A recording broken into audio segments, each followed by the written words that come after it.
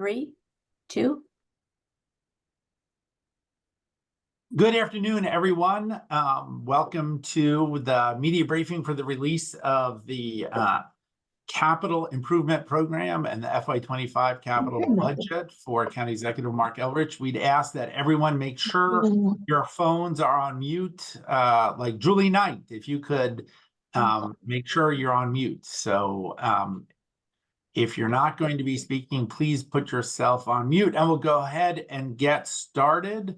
Thank you all for being very flexible. We had hoped to do this big kickoff in the executive office building, but unfortunately, due to snow and other circumstances, we've decided to do this virtually. So thank you all for being patient with us as we go through the presentation. What we're going to do today is start with some introductory comments from the county executive. Then we'll move on to a presentation by the Office of Management and Budget, and then we'll come back and answer questions for the press. So, County Executive Elrich. Just as he took a sip of coffee, we will turn it over to him. Just as I did. So I'm gonna be very brief. I've got COVID, so I'm a little under the weather right now, and the kid can't quite keep a sustained talking going on. So I'll just say, there are a couple of highlights that we moved some big things forward in this budget. We continue to invest in transportation and housing. We've the schools get a continued increase in their capital budget, so that in order to address some of their needs. But again, they put in a proposal that is outside the ability of the county to fully fund it. We don't have the money within our bonding authority to fund it. There's a cap that's set on how much we can borrow, and there's not enough in the cap to fund the budget. There's not enough state money that comes to help support our gap in budget funding. We will continue, and this is not unusual, this is pretty normal. It will continue to not have everything they would like. Hello? 301-221, could you turn off your phone or mute? Okay. Anyway, there's money in there for most of what the schools requested, not everything. This is pretty normal. They front load their budget. They leave the back years of the budget pretty empty, which we know is never what they're going to be. And so, we've adjusted some of the years of the spending to match our ability to get bond money out there.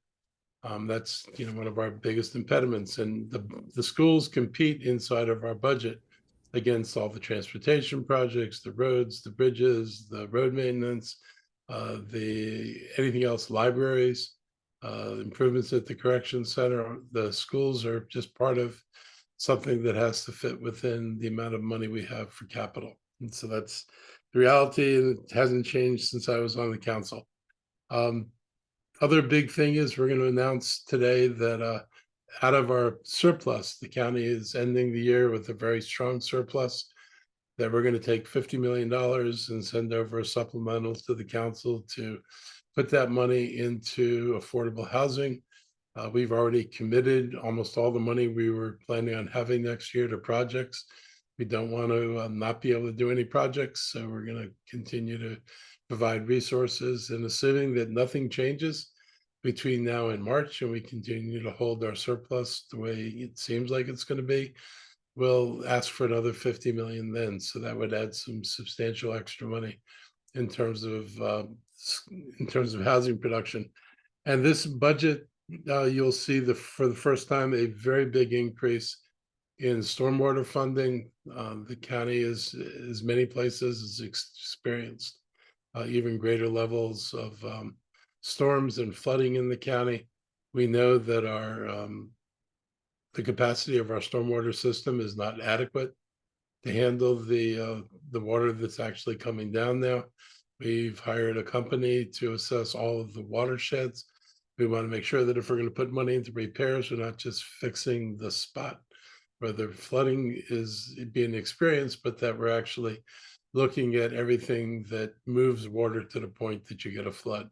So there you'll see a serious increase in the amount of funding for that.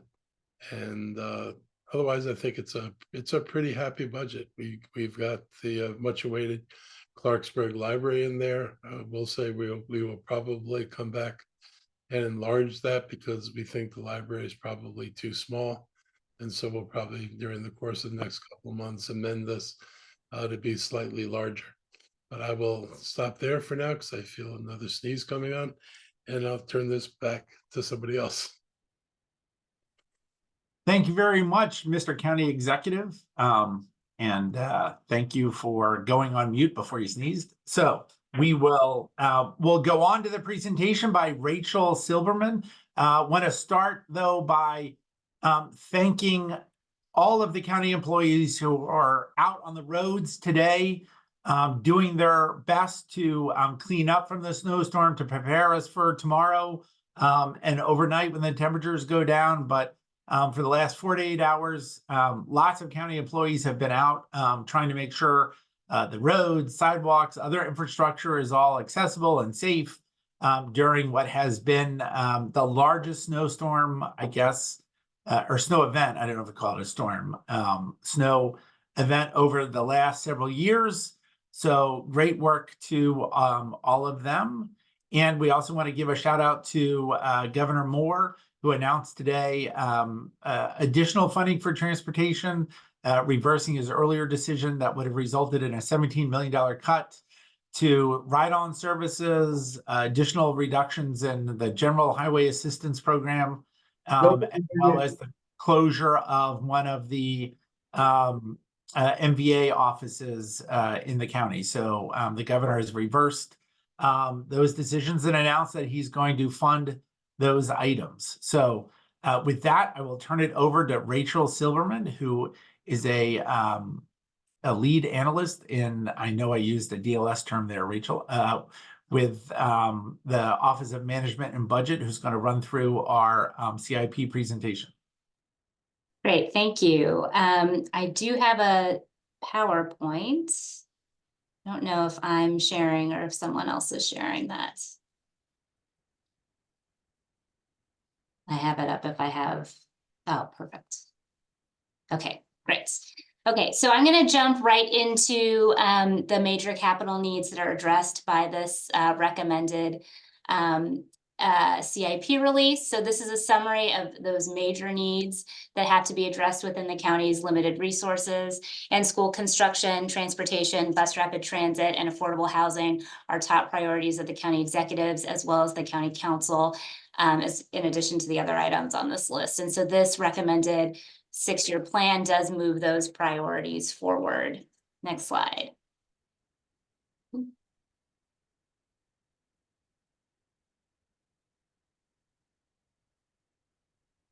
We lost the slides. And now we're back. There we are. Okay, next, perfect, thank you. Okay, so COVID construction market impacts are still very much affecting the bid receipts that the county is experiencing, and that's true for county government, transportation, as well as outside agencies, including Montgomery County Public Schools. Inflation, supply chain deficiencies, and labor shortages are all driving up our costs. And so as a result, we have less buying power for our ongoing maintenance projects. And those are projects where we have a set amount of funding set aside for each year to do things like roof replacement and resurfacing. And it can also cause delays for standalone projects when the costs exceed the budget that we had set aside as a result of higher than anticipated costs. Next slide. So the Board of Education requested $466 million in fiscal 25, but only $123 million in fiscal 30. And that pattern of larger requests in the early years of the 6-year plan and much smaller requests in the later years ends up understating what Montgomery County Public Schools needs in the out years. So as a result, what the county does is fund other important county capital priorities like transportations, libraries, and fire stations in those later years of the CIP. And then when the school system comes back again in the following budget cycle and requests those additional increases, we don't have any unprogrammed money available. And so we will either be forced to defer important projects like transportation improvements and recreation centers, or to decline to refund the requested school construction increases. So the chart that you're looking at here shows the increase requested by the Board of Education in each of the first 4 years of the CIP. That's in the top line. And it's compared to the unallocated general obligation bonds that we have available in the bars at the bottom. And so here you can see that MCPS has requested increases on average 4.5 times the amount of funding that is available to support it without disrupting other projects that are already underway. Next slide. So the council has approved a spending affordability guideline for general obligation bonds that limits the county to issuing no more than $280 million a year. And as recently as 2018, we were issuing $340 million in general obligation debt annually. So that's $60 million less to support important projects every year of our 6-year plan. And as a result of that inflation and escalation that we've experienced since COVID, $280 million a year doesn't buy what it used to. So we would actually need to be issuing about $340 million a year today in order to maintain the buying power that $280 million had as recently as 2018. Next slide. So the sluggish housing market has had a negative effect on the county's recordation tax and recordation tax premium collections, especially in the first 4 years of the 6-year period. And that's when the demands from the outside agencies and county departments are the greatest. So recordation and impact tax reductions in the current year total almost $26 million. And that's money that's needed to support projects that are currently under construction. So addressing this challenge, as well as the others that we just discussed, was a major focus in terms of assembling the recommended capital improvement program that is being presented today. Next slide. And the next slide. Okay, so the recommended 25 through 30 capital improvement program totals $5.8 billion. And this chart shows how that funding is allocated across departments and agencies. So to the left-hand side, kind of in the blue tones, you'll see that education, MCPS and Montgomery College represent nearly 40% of all capital spending. That's followed by transportation at just under 30%, and then the rest of county government operations, which is a pretty broad category. It includes economic development, affordable housing, public safety, libraries, recreation centers, health and human services, as well as just general maintenance of county facilities, is in that yellowish color at about 26%. Next slide. This chart shows how much we're able to support by category in this recommended 6-year plan compared to the prior approved CIP, given the limited resources that are available to the county. So on the top, you'll see that despite revenue reductions in the first 4 years of the 6-year plan and significant cost increases for many of the previously approved projects in transportation and county government, the county executive was able to maintain MCPS's funding level at the record high previously approved amount of $1.9 billion. In contrast, right below that, you'll see funding for transportation, which decreases due to deferrals that the county executive was forced to make in order to accommodate that additional funding for Montgomery County Public Schools in the early years of the capital improvement program. In the middle, you'll see funding for county government remains relatively flat. And then towards the bottom, funding for Montgomery College and Park and Planning both increased relative to the previously approved 6-year plan, which we'll discuss in more detail shortly. Next slide. Okay, this chart shows how expenditures for county government projects are allocated. So the gray tones represent transportation, which is more than half of the county government pot, and mass transit is the largest category there at more than $900 million. The next largest category in the red tones is general government at 10%, and funding for that category supports critical things like economic development and maintaining our existing buildings and also technology projects. And then stormwater management, which is in that yellow tone, represents about 9% of all funding for this recommended 6-year plan. And that category has increased significantly from the previously approved CIP due to some critical investments that this recommended budget makes in addressing flood mitigation. And that's along the lines of what other jurisdictions across the region have started to do. Next slide. This chart shows the change in major funding sources in this recommended 6-year plan compared to the prior CIP. So at the top, general obligation bonds are essentially flat.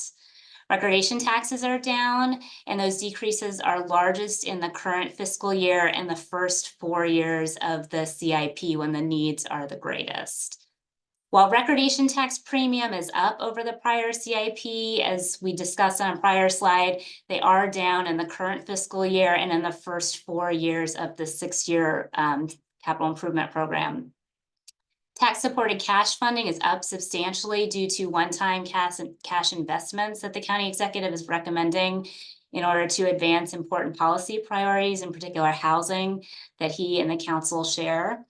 And then pay-go also increases due to the use of some of the county's one-time surplus to backfill for fiscal 24 and 25 recordation and impact tax shortfalls. So without that additional cash, it would have been necessary to disrupt projects that are currently ongoing.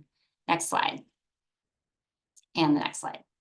All right, in terms of education, this recommended 6-year plan continues the previously approved record funding level of $1.9 billion, and it adds almost $170 million to the first 4 years for Montgomery County Public Schools, despite revenue reductions in the early years of the 6-year period. And in order to do that, a number of previously approved plan projects, especially in transportation, had to be deferred. Montgomery County Public Schools continues to be the largest CIP spending category, and this county drives 43% of all local construction dollars, which includes bonds, impact, and recordation taxes to support school construction. And this recommended CIP also supports a major step forward in establishing a permanent East County Montgomery College campus. Next slide. For housing, this recommended 6-year plan provides almost $195 million in additional funding to support affordable housing, and that includes $50 million in current revenue to finance new affordable housing projects. The county executive also intends to add another $50 million in March. The county executive recommends increasing funding for the nonprofit Housing Preservation Fund by 150%, and this program also launches a new troubled and distressed common ownership communities program to help sustain existing affordable housing in the community. Next slide. This recommended CIP invests $1.7 billion to support transportation infrastructure, and more than $900 million of that goes to support mass transit, including advancing bus rapid transit, although there is more to do, as you'll hear about in a few moments. There are also substantial investments in pedestrian facilities and bikeways, highway maintenance, and traffic improvements, among other important priorities that are listed here. Next slide. This recommended CIP provides more than $588 million to build bus rapid transit, and the key to this project's success really is that it is a proposed transit system rather than just a single line, and so that is expected to drive up utilization and economic benefits. On the flip side of that, the project will simply not be as effective if the county is forced to implement it sort of in a piecemeal way due to a lack of resources.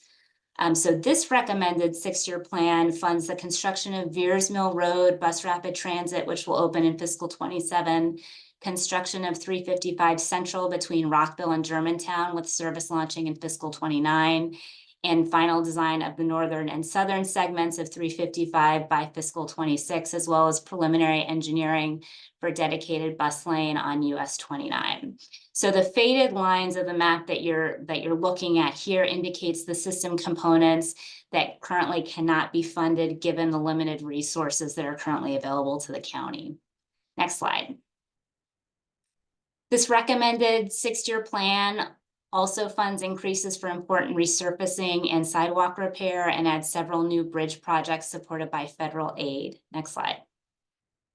There are a number of pedestrian and bicycle projects that are programmed in this recommendation that are under construction or expected to begin construction in fiscal 25. And the county is also recommending a new project that includes new federal funds that were awarded in order to implement bike parking improvements down county. Next slide.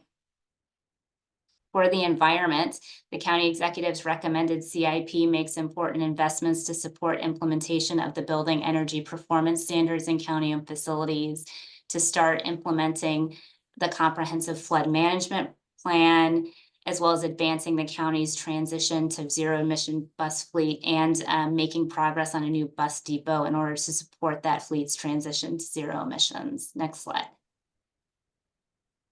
This capital improvement program advances design and construction of the much-awaited Clarksburg Library for a growing community that currently doesn't have one, as the county executive mentioned at the beginning of the presentation, and it also adds funds for a new Western County Recreation Center. The county executive is also recommending enhanced funding for the historic Lincoln High School to continue stabilizing that facility for public use of the space. Next slide. This recommended CIP supports the build out of the ground floor arts and cultural space at the Wheaton Arts and Culture Center.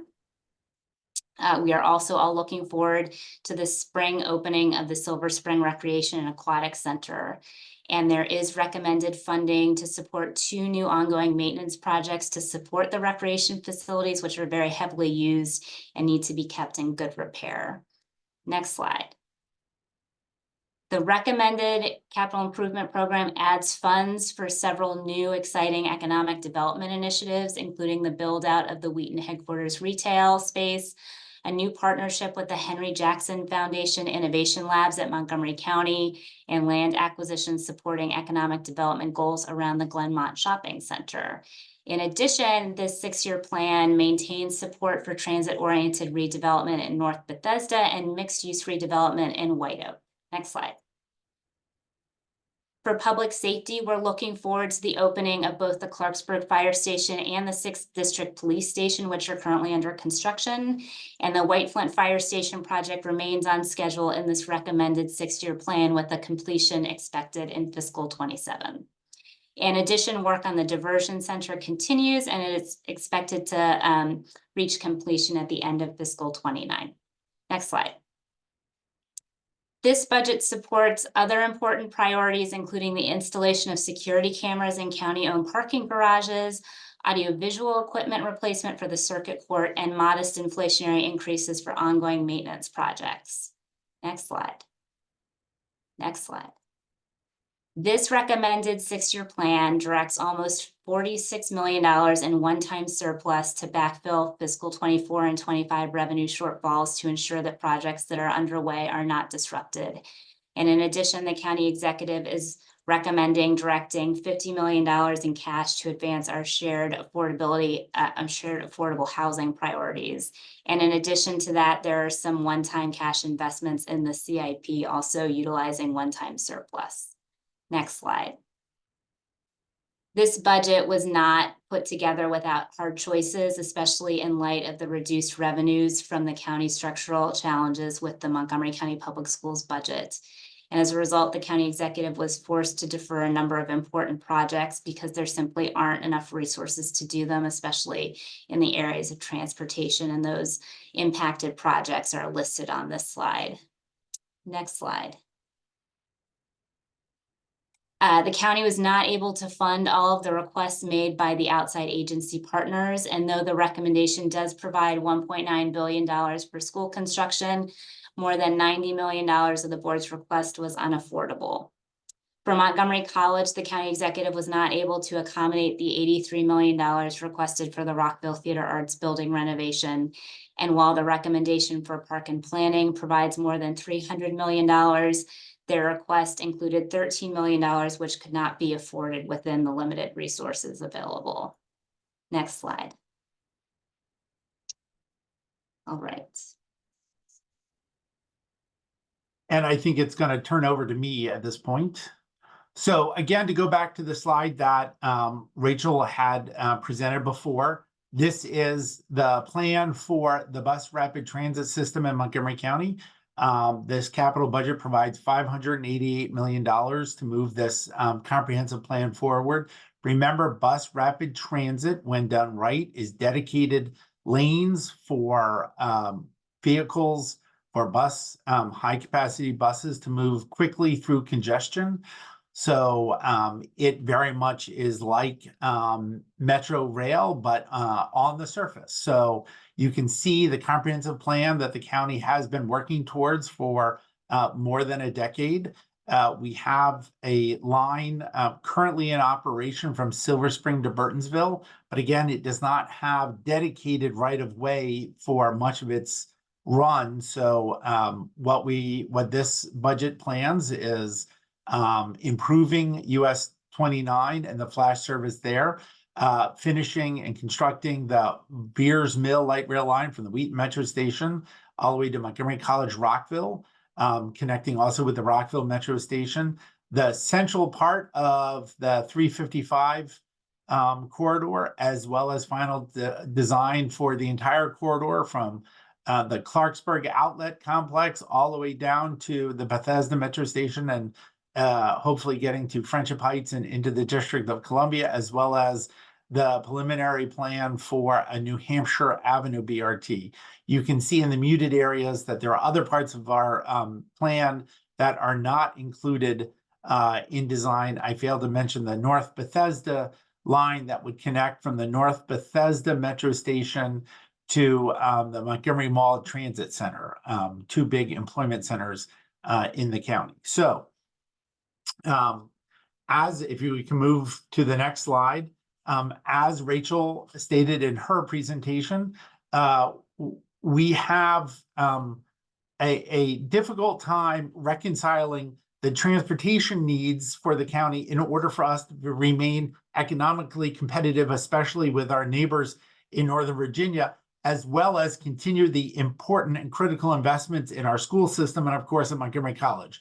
And we've got to find a way to address this problem, because under our current structure, we do not have the resources to build the infrastructure which are so critical to job growth and continued competitiveness regionally and nationally, which is why new state legislation that would allow us to tap into some of the revenue streams that Northern Virginia has been able to over the last decade is so critically important. If we can move to the next slide, you can see that over the last decade, Northern Virginia, with the agreement of the Virginia General Assembly, has instituted a number of local taxes, which have resulted in hundreds of millions of dollars coming into infrastructure improvements on an annual basis in Northern Virginia. So they get 0.7% of the 6% sales tax in Virginia is dedicated solely to transportation projects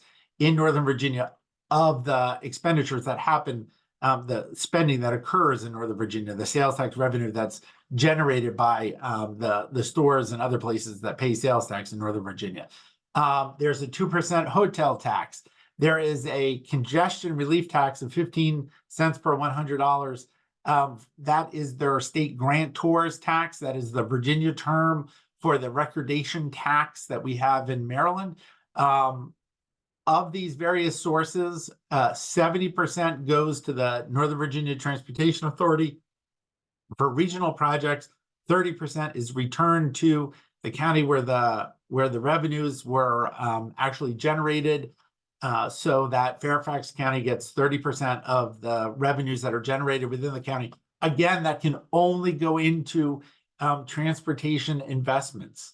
The Virginia General Assembly also had and allowed its counties in Northern Virginia to set a 12.5 cent per $100 commercial property tax. So all commercial properties, for example, in Fairfax County or Arlington County, pay this additional 12.5 cents into a transportation trust fund just for improvements in Northern Virginia. In addition, if we move on to the next slide, these resources, when combined with the additional authorities that have been granted to Northern Virginia have allowed Virginia to move forward with these substantial projects, which not only deal with congestion, but also help keep Northern Virginia economically competitive. All of that additional infrastructure built out to the Silver Line, the changes to the improvements to a variety of the major corridors across Northern Virginia has been made possible by all of these additional revenues that Virginia is able to generate. If you move on to the next slide, you'll see that, again, look at $3.3 billion over the last 8 years to the big jurisdictions in Northern Virginia, including nearly $1.5 billion to Fairfax County alone for improvements to their transportation network.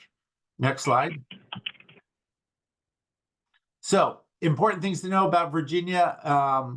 Again, all roads in Northern Virginia are responsibility of the state government. Fairfax County, which is larger from a population standpoint and a square mileage standpoint than Montgomery County, only maintains 10 miles of roads. The state of Virginia maintains every other road. In Montgomery County, that is a split between the state and the state government and the county government. So today, when I started the call talking about all the great county employees who are out driving snow plows, that is all on us to provide, as opposed to in Virginia, when that is entirely responsibility of the Virginia Department of Transportation. The Virginia has been able to use multiple different local and regional funds, not only the taxes that I went over, but special taxing districts that have been put in place to help build the Silver Line, to help Route 28 corridors, as well as improvements in Tysons and Ballston and National Landing. They turned over the Dulles Toll Road to the Metropolitan Washington Airports Authority for the toll revenues to help support the construction of the Silver Line. They have created a system of assessing regional projects and ranking them as far as their ability to reduce congestion.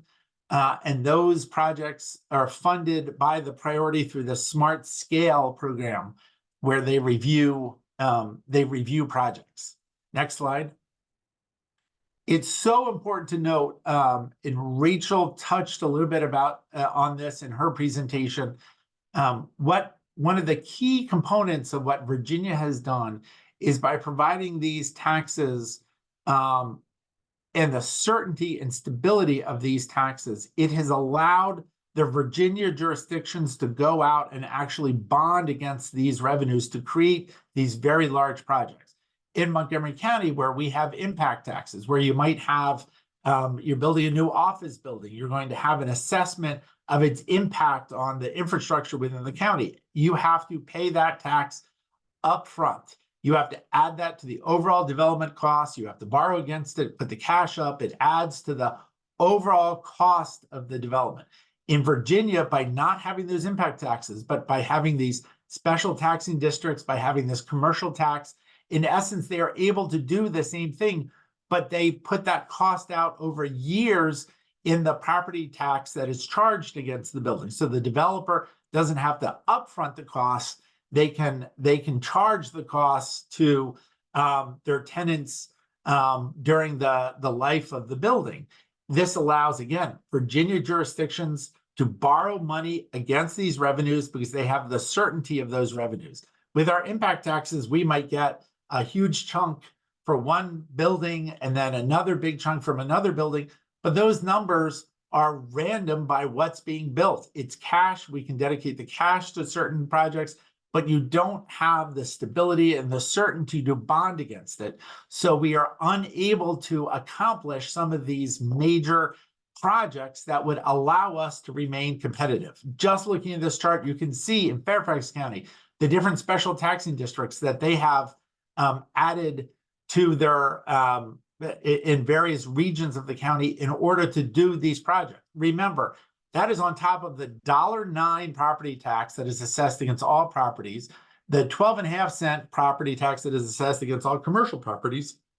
And then if you are in the Dulles Rail Phase 2, that's an additional 18 cents that you're paying. So that's 30 cents on top of the $1.10, much higher than the $1.04 property tax that you would be paying in a commercial district within Montgomery County. You can see the Arlington County special taxing districts where they have the ability to charge for additional projects in Ballston, National Landing, and Roslyn.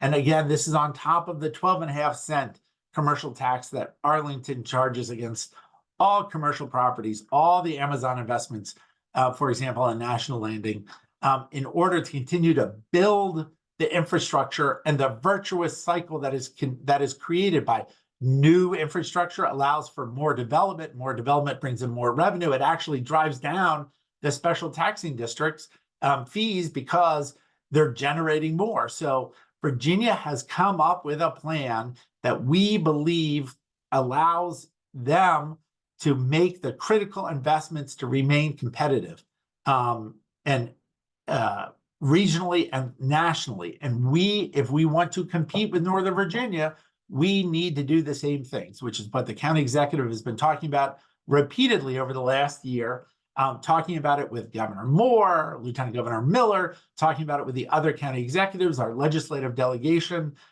trying to make the case that these sorts of critical infrastructure projects must happen in order for us to remain competitive with Northern Virginia, in order for us to meet our climate goals, in order for us to continue to develop. It's our choice right now. Either we move forward with some of these changes and make the critical investments, or we risk becoming a bedroom community, not only to the District of Columbia, but to Tysons and to Ballston and National Landing. Moving on to the next slide. You can see in just the last decade, Virginia has been able to do $7.1 billion worth of investments into the regional economy because of this tax plan. $3.1 billion in taxes raised in Northern Virginia, matched by $3 billion in revenue that's come from the state and the federal government for all of these massive projects, which again, look at 42,000 jobs created, an important effort that has allowed Northern Virginia to move forward. And one more slide.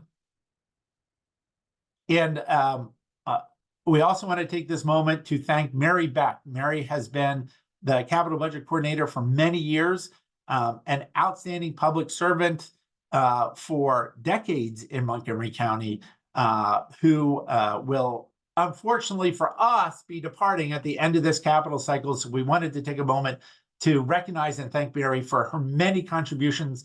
There are so many people that work for the county government that help do good things each and every day.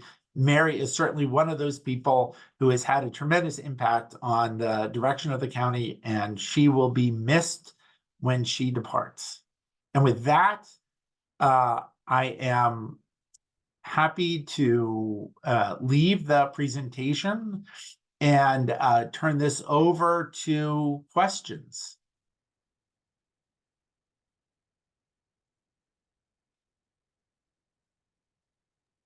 Are there any questions for Danny from the Washington Post? Has his hand up.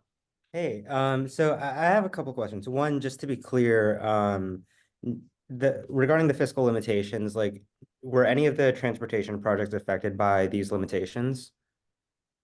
Well, we would certainly, if we had, I mean, the whole idea of you can only borrow so much money based upon the revenues that you have coming in. There are certain guidelines that we have to adhere to. So without additional revenues, you can't do that borrowing. Without that borrowing, we can't move forward with a much larger transportation program. For example, we would be constructing, not just planning, but actually moving forward with the construction of the whole 355 bus rapid transit system, really on Maryland's Main Street. When you think about how important the 355 corridor is to the economy of Maryland and the metropolitan area, that having that investment of bus rapid transit, added transportation, mass transit, quick, efficient, from Clarksburg all the way potentially to Friendship, through Bethesda to Friendship Heights, would be a huge advantage to us. We can't move forward with that because we simply do not have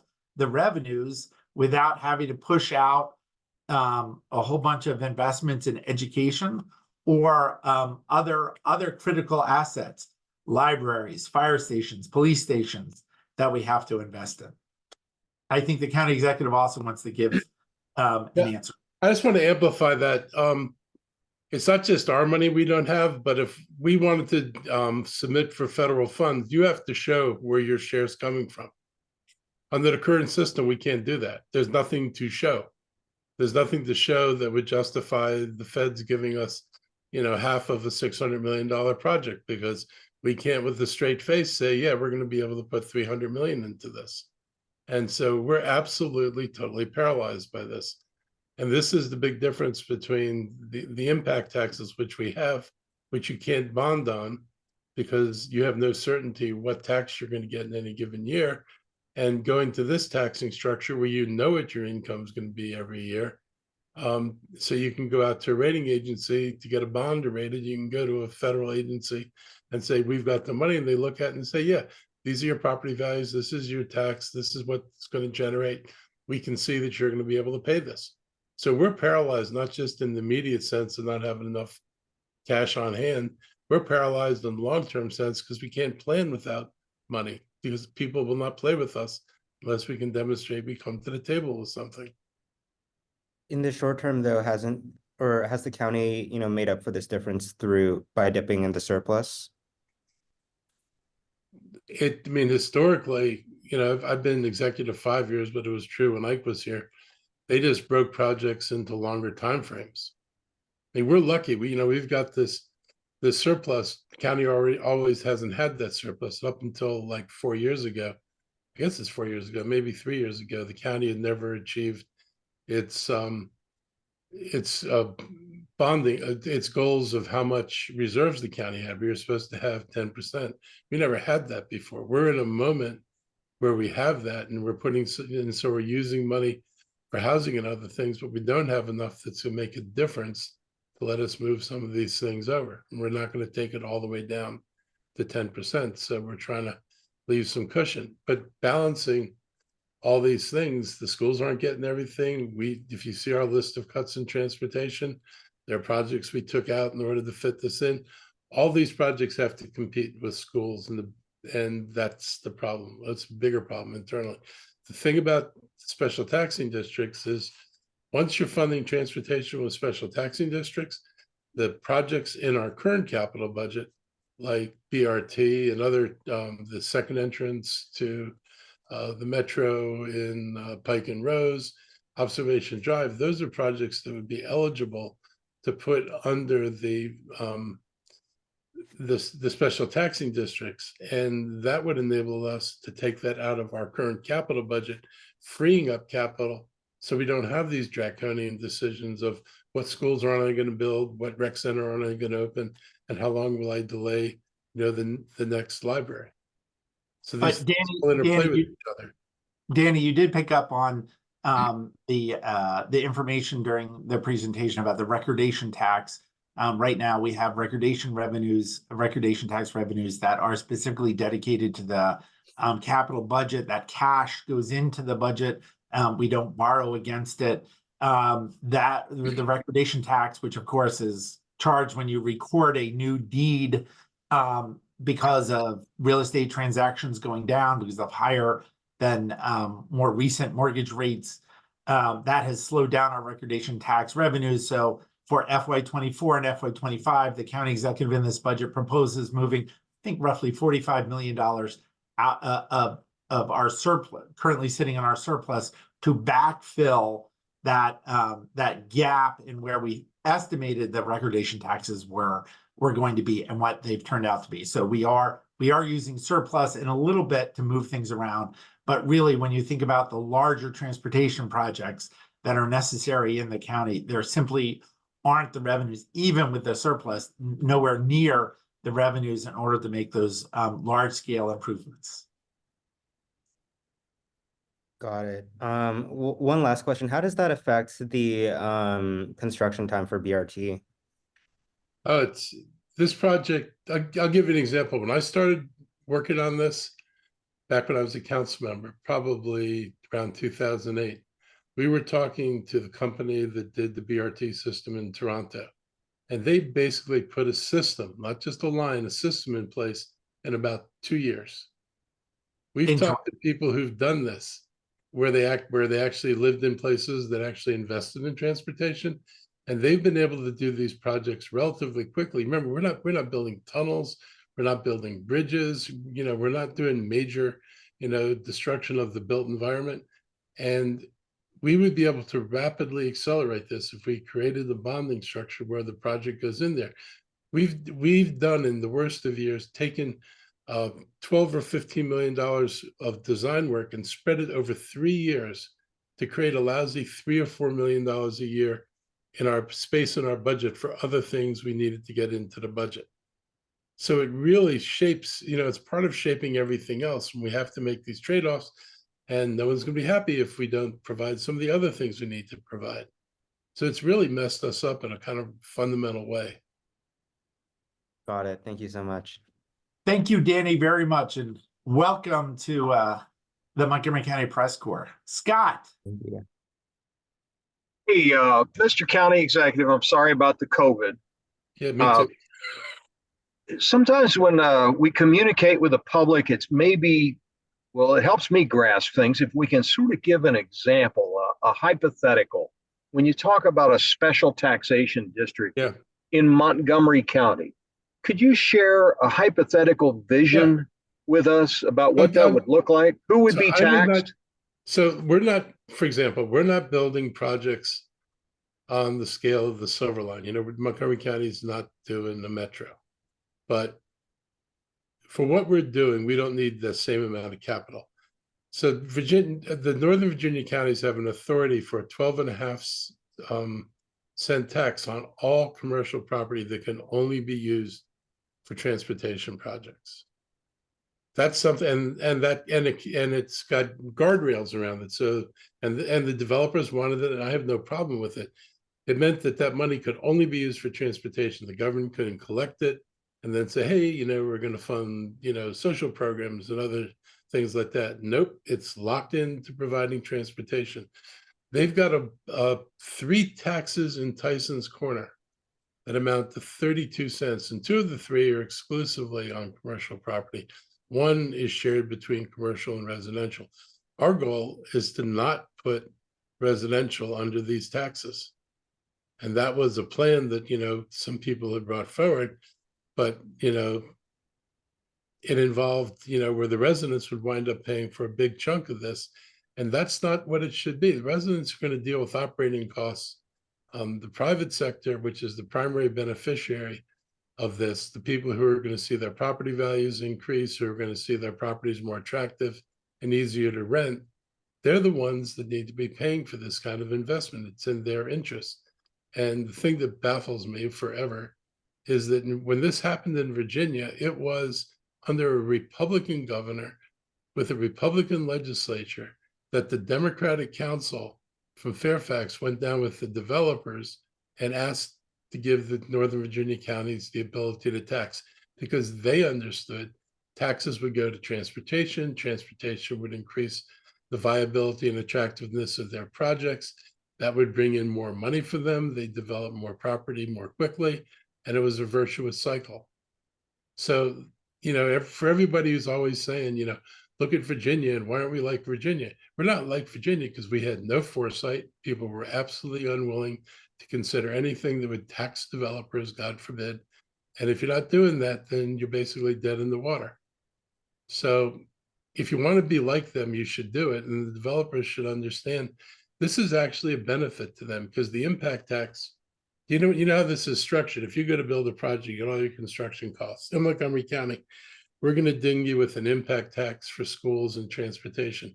And it can be many millions of dollars. And it's on the front end of your project. And so when you're doing your project, you've got to raise the extra capital to pay for this tax, which means you have to have higher rents to support the higher cost of actually building your project, which all in includes all the construction, but also this tax. So in Virginia, they don't have that. On the front end, the taxes are on the back end. It's a 30-year tax, only for the transportation, and the tenants, they absorb it. It's a pass through. Most developers are going to pass it through, but it's instead of having the cost of the tax on the front end being passed through in the form of rent. So it's probably not much different to the tenant. It's a big difference to the developer, because the developer isn't going to be the one that's going to be paying these taxes, assuming their buildings are occupied. So they actually win on this deal. And they just need to be happy and win and let us go about building the things they need. I can't compete with Virginia and do the things they do. We're in a situation, I've talked to members of the council in Fairfax. If developer comes in and says, we want to build here, you've got this project in your master plan. When is this project going to be done? Is it going to be done when it says it's going to be done? And in Virginia, they can say, yes, we have the funding, we have a plan, and we will get the project done. In Montgomery County, the answer is we have no idea when a project's going to get done, because we have no idea where the money's coming from. We really don't. And Got it. And I've had developer representatives, and I've had companies like some of the big real estate consulting companies tell us that we lose the competition because we can't offer any certainty on when we're going to do anything that's in a master plan. Sorry about the sneeze. Me too. So listen, sometimes I expose my ignorance for the question, but you don't learn unless you don't ask. I'm completely uneducated on the BRT vision, probably because I don't see these bus lanes built. And yet I just looked at the slide, which suggested at least some of these are going to be built soon. Could you educate me on, I'm on 355 right now working out of the vehicle. Am I going to see a bus lane here in the next few years based on this capital budget? What is it? But if we get the taxing authority, you'll get a bus lane there. The master plan for 355 from right above the Beltway up till Rockville calls for a widening of the road so that in the middle you can accommodate 2 BRT lanes in like a park-like setting. This is part of the master plan, in order to enhance the attractiveness of a place that we're trying to make the center of the next stage of big development in Montgomery County. So you would have separated bus lanes out of traffic. In the system we're designing, a lot of it runs not in traffic. Some of it runs on a single lane, where the lane is used by the bus going in the peak direction. If you've been here long enough, Scott, if you're coming from the north in Montgomery County, congestion is north to south in the morning and south to north in the evening.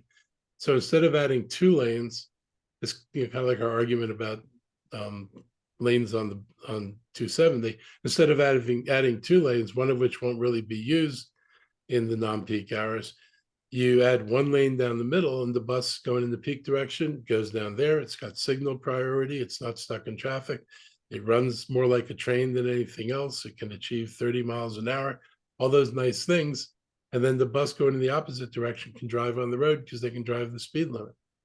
So that's the bulk of what you would see, a combination of 2 lane and 1 lane, and occasionally, where we don't have a solution yet, the bus would run in mixed traffic for a while.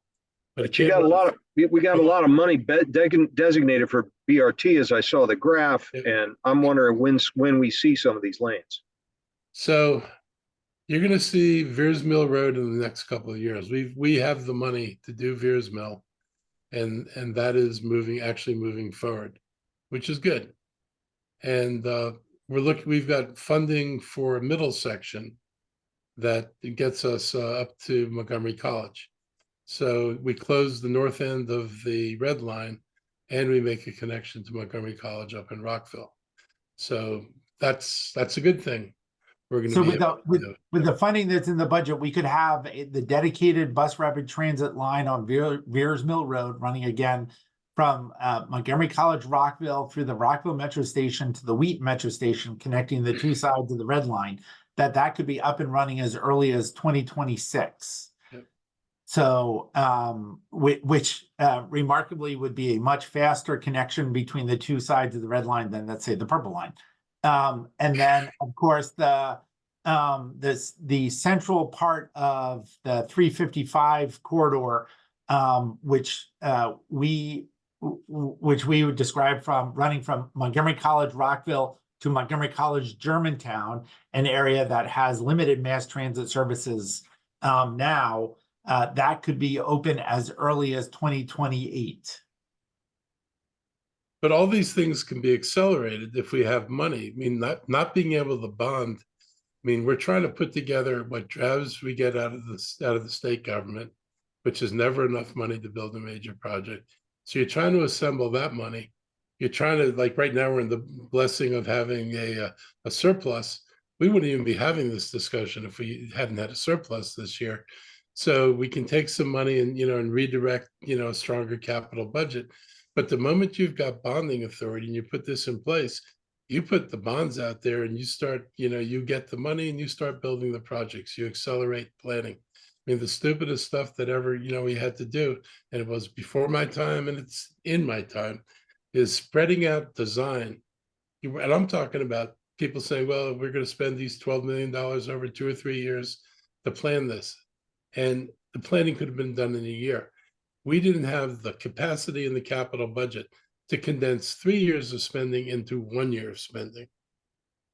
So that's how crippled we've been by this very archaic and backward system.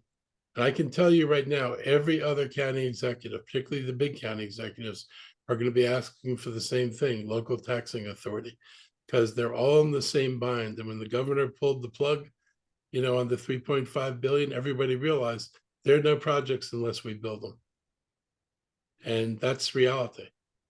And he's putting 150 million back. Unfortunately, we're beneficiaries of that, and we're very happy.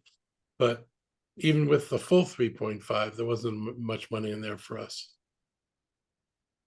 Thanks for the time. Yeah, look, I'm happy to sit down and talk with you or anybody else who wants to get into details of this. Probably he'd be willing to go to Cleveland with you so that you could ride Yes, to the ride the one out there. helpline through central Cleveland. You can see the development. We can't spin it as a snow story today, so we'll work on a media strategy. You could also go to Richmond and see the line they put down the middle of the main road in Richmond. They actually took away lanes and running a BRT in the middle of the road. Interesting. And just by as a last thing I'll say, when I first got involved in this and was trying to figure out how do we solve our transit problem, I met people who were involved in the Toronto BRT. They built that system in like 2 years. It's like, wow. Because, we're not building tunnels and bridges and really expensive stuff. You're building in a built environment where you already got the road. So if we had the resources, this would not take us another decade to finish. So we've got a question from Suzanne. While she turns on her microphone, just want to remind everyone that we've put a lot of documents in the chat here so that you can access some of the documents that we've been talking about. Suzanne. Hi, thanks. I just want to understand the process now. So does council have to approve all your recommendations? Do they have the final say, or and Yeah. What is the deadline for all this? They can move, if it goes over to them, they'll start working on it now. They can look at the projects. We've told them which projects we didn't fund, and we're going to tell them how much they cost. They're free, this is their ability to decide they want something different. They could decide to increase bonding capacity, which we've asked for before, but they've not been willing to do. Just as Rachel said during her presentation, we used to bond at $340 million, and we've been now stuck at $280 million. $280 million buys a fraction of what 280 bought 5 years ago, and an even smaller fraction of what 340 bought 5 years ago. So we're not even staying steady with the amount of money that we're putting in. So there's no actual deadline, or? So Rachel, do you want to go over the timeline for the council action? Yes, so council will start considering the recommendation through work session as early as next month. And then they take final action at the same time as the operating budget in mid to late May. Thanks. So we will have to introduce by the county charter and operating budget on March 15th. So the council plan is usually have hearings on the capital budget from through February and March, and then they'll transition to the operating budget, and then everything will be passed, the final votes being the week before Memorial Day. Thank you. There will be plenty of opportunities for the public to weigh in on these items. Of course, the county executive had a whole series of budget forums starting last summer about the capital budget, the operating budget. Now, of course, the council will have hearings on all of the projects, so a chance to come in and voice their opinions to the council about how strongly they support the county executive's recommended budget. Other questions? All right, with that, I want to make sure to thank all of the county staff and our partners in MCPS, Montgomery College, the Park and Planning Commission, WSSC Water, who collaborated on getting this budget together. This is a large project. I've got the actual printed version with me. Good reading, nighttime reading. But chock full of information. That entire book is available online at the county's website under the open budget portal. But this is a huge task done by the staff in the Office of Management and Budget, Director Jennifer Bryant, Mary Beck, the coordinator for the capital budget, assisted by, of course, Rachel Silverman, who you heard from, Josh Waters, our deputy director. But there are many people, not only in OMB, but across county government and county other affiliated agencies that worked very hard on putting this document together. So on behalf of the county executive, I want to thank all of them, our department heads and their staff for all of their work in putting this together, and look forward to our continued work to put out an operating budget in just 2 months. It will be done. So with that, thank you all very much for participating. If there are any questions afterwards, of course, feel free to reach out to the Office of Management and Budget, and we can certainly help you out. Thank you all very much. Stay warm.